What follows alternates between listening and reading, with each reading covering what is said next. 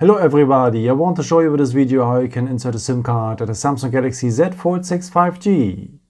For that you will need next to the phone the SIM ejection tool, and it's part of the box, and at the cover of the box you will find here another little black box. If you release it like this here and open it, you should finally here find this SIM ejection tool. This is how it looks like. Otherwise you can use also of course the edge of the good old paperclip. Okay, and if you're having the phone like this, you will find now on the side of the phone the SIM tray. And a part of the SIM tray is a little hole in there. And now you will need the edge of the SIM ejection tool or the paperclip. So just enter this hole, press a bit, and the SIM tray will come out. Okay, this SIM tray is able to insert 2 SIM cards if you want.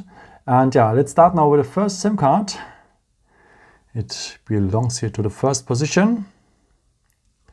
Insert it well, and this is how it should look like then. So there's a missing corner on the SIM card. It belongs to the missing corner on the SIM tray.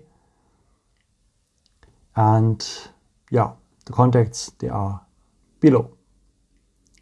If you want, you can add now optional as well a second SIM card. Belongs to the last position. You can insert it well. Sometimes you hear a little click noise. So and this is how it should look like then with 2 SIM cards. So there's a missing corner here at the second SIM card as well. Belongs to the missing corner here, the SIM tray. And the contacts, they are below. Yeah. And after, just put back your SIM tray back into the SIM slot. Close it well. And yeah, that's it. If you want, you can add also an eSIM. So just ask your provider for an eSIM profile, but you cannot have a maximum 2 SIM cards, 2 physical ones or 1 physical one and an eSIM.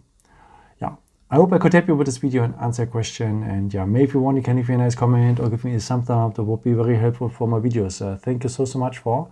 And I've created also some other videos if you're interested in with some more tips and tricks and so on.